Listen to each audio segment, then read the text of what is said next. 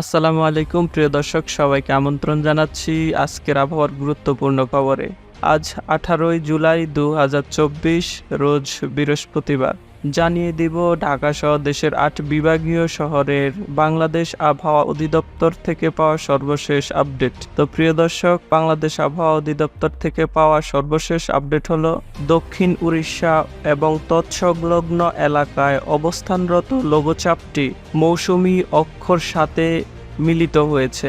মৌসুমী লঘুচাপের বর্ধিত অংশের অক্ষ রাজস্থান, উত্তরপ্রদেশ, মধ্যপ্রদেশ, উড়িষ্যার গঙ্গের পশ্চিমবঙ্গ ও বাংলাদেশের দক্ষিণাঞ্চল হয়ে আসাম পর্যন্ত বিস্তৃত রয়েছে।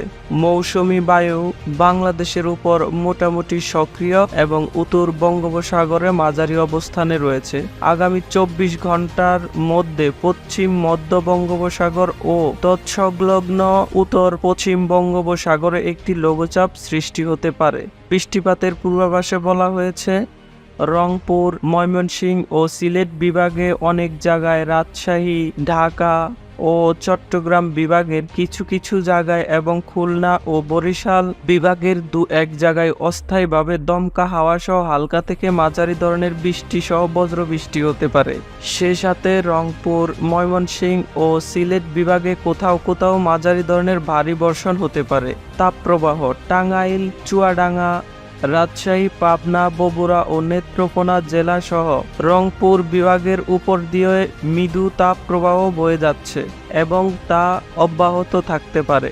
এছাড়াও দেশের তাপমাত্রা দিনে সামান্য কিছুটা বৃদ্ধি পেতে পারে এবং রাতের তাপমাত্রা প্রায় অপরিবর্তিত থাকতে পারে। তো প্রিয় দর্শক, আমরা বাংলাদেশ আবহাওয়া অধিদপ্তর থেকে পাওয়া সর্বশেষ আপডেটটি। তো প্রিয় দর্শক, আমরা এখন লাইভ স্যাটেলাইট ইমেজের মাধ্যমে দেখে নেব আবহাওয়ার পরিস্থিতি। তো প্রিয় দর্শক, আমরা এই মুহূর্তে দেখতে পাচ্ছি সারা বাংলাদেশে আজকে মোটামুটি রোদ রয়েছে।